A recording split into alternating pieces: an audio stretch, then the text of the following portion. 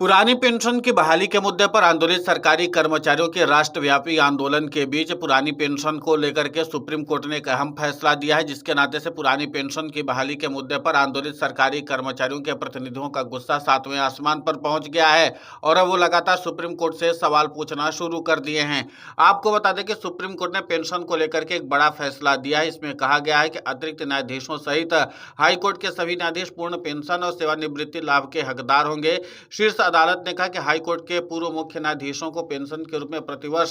15 लाख रुपए मिलेंगे। प्रधान न्यायाधीश बी.आर. गवई और जस्टिस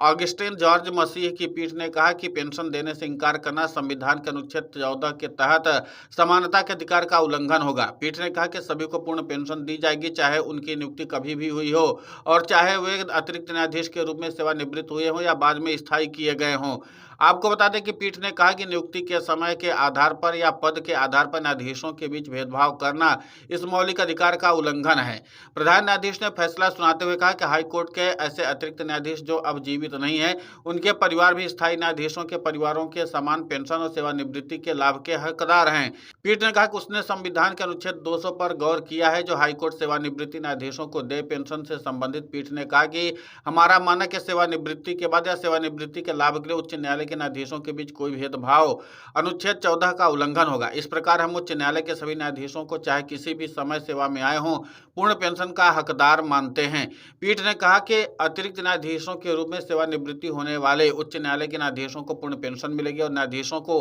और अतिरिक्त न्यायाधीशों के बीच कोई भी भेद करना इस शर्त का उल्लंघन होगा। पीठ ने कहा कि संघ यानी भारत अतिरिक्त न्यायाधीशों के सहित उच्च न्यायालयों के न्यायाधीशों के प्रतिवर्ष 13,50,000 रुपए की पूर्ण पेंशन का भुगतान करेगा। शीर्ष अदालत ने जिला न्यायपालिका और उच्च न्यायालय में सेवा अवधि को ध्यान में रखते हुए पेंशन के पुनर्निर्धारण के संबंध में सहित अन्य याचिकाओं पर 28 जनवरी को फैसला सुरक्षित रख लिया था। हाईकोर्ट के न्यायाधीशों को पेंशन के भुगतान में कई आधारों पर असमानता का आरोप लगाया गया था, जिसमें यह भी शामिल किया गया था कि सेवानिवृत्ति के समय न्यायाधीश या स्थायी न्यायाधीश थे या अतिरिक्त न्यायाधीश की याचिकाओं पर आरोप लगाया गया कि उच्च न्यायालय के न्यायाधीशों को जिला न्यायपालिका से पदोन्नत हुए थे, एनपीएस के अंतर्गत आते थे, अब उन्हें बार से फिर से सीधे पदोन्नति हुए न्यायाधीशों की तुलना में कम पेंशन मिल रही है। लेकिन इन सबके पीछे पुरानी पेंशन की बहाली के मुद्दे पर आंदोलित सरकारी कर्मचारियों के प्रतिनिधियों ने कहा कि एक तरफ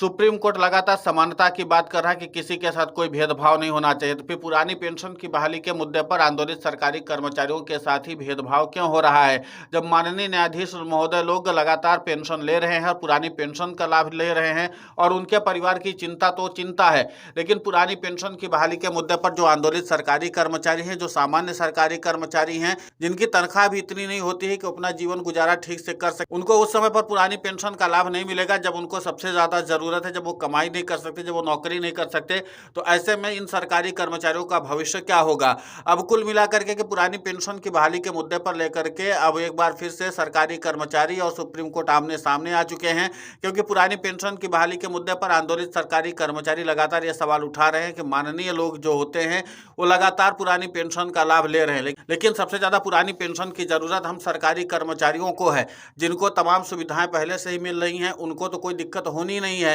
यहाँ पर तो सरकारी कर्मचारियों को अपनी तनख्वाह से पूरा जीवन गुजारा भत्ता करना पड़ता है, इसी के साथ बच्चों को पढ़ाना, दवाई आदि की खर्चे हैं, और इन सब के बीच में अगर सरकारी कर्मचारियों की पुरानी पेंशन बंद कर दी जाएगी तो जाहिर सी बात है कि उनका भविष्य अंधकारमय होगा। अब देखना ही होगा कि जिस तरीके से पुरानी पेंशन की बहाली के मुद्दे पर आंदोलित सरकारी कर्मचारी राष्ट्रव्यापी तौर पर अपनी मांग को उठाने की कवायद में जुटे हुए हैं, और उन सब के बीच में जिस तरीके से सुप्रीम कोर्ट ने कहा कि सभी न्यायाधीश जो हाई कोर्ट के हैं उनके बीच कोई भेदभाव न हो, समानता के आधार पर सबको पेंशन मिलनी चाहिए, तो फिर सरकारी कर्मचारियों के पेंशन पर ही इतने तरीके के सवाल आखिर क्यों उठाए जा रहे हैं। और इसलिए पुरानी पेंशन की बहाली के मुद्दे पर आंदोलित सरकारी कर्मचारी जो हैं वो लगातार सवाल उठा रहे हैं। आपको बता दें कि पुरानी पेंशन की बहाली के मुद्दे पर आंदोलित सरकारी कर्मचारियों के प्रतिनिधियों ने कहा, इस तरीके से सुप्रीम कोर्ट ने जजों के लिए एनपीएस को बिना खत्म किए यूपीएस के झमेले में पड़े यूनिफॉर्म पेंशन स्कीम का रास्ता साफ किया है। मतलब अगर कोई जिला न्यायाधीश भी हो जो एनपीएस में था, प्रमोशन से उच्च न्यायालय का न्यायाधीश बन गया, तो फिर भी उसको 1 रैंक 1 पेंशन के आधार पर 13,50,000 रुपये पेंशन मिलेगी, और हमारे लोग हूबहू चिल्लाते रहेंगे पुरानी पेंशन। अब क्रोनोलॉजी को समझ लेते हैं तो उन्होंने ना तो एनपीएस की बात की और ना ही ओपीएस की, बस 1 रैंक 1 पेंशन के आधार पर old age social income security की गारंटी ले ली। कर्मचारियों के नेता अपनी राजनीति के जरिए कर्मचारियों से हुबहू पेंशन चिल्लाने को कहते रहेंगे ताकि मुद्दा बना रहे और राजनीति चलती रहे। अगर कर्मचारियों को वाकई गारंटीड पेंशन का हक लेना है तो उन्हें राजनीति की जगह पेंशन की लड़ाई की रणनीति बदलनी होगी। 21 मई को सभी सरकारी कर्मचारी एक बार फिर से पुरानी पेंशन पर चिंतन करेंगे और एक बार फिर से बातचीत करने की कवायद करेंगे ताकि पुरानी पेंशन की बहाली को लेकर के एक नई रणनीति बनाई जा सके। फिलहाल इस पूरे घटनाक्रम को लेकर के आपकी प्रतिक्रिया बहुत महत्वपूर्ण होती है, आप हमें कमेंट करके जरूर बताएं। साथ ही पुरानी पेंशन की बहाली के मुद्दे पर हम लगातार आंदोलित होकर के खबरें चला रहे हैं। आप हमारे समर्थन के लिए चैनल को सब्सक्राइब करें, खबर को ज़्यादा से ज़्यादा शेयर करें ताकि पुरानी पेंशन की बहाली का मुद्दा और बुलंद हो।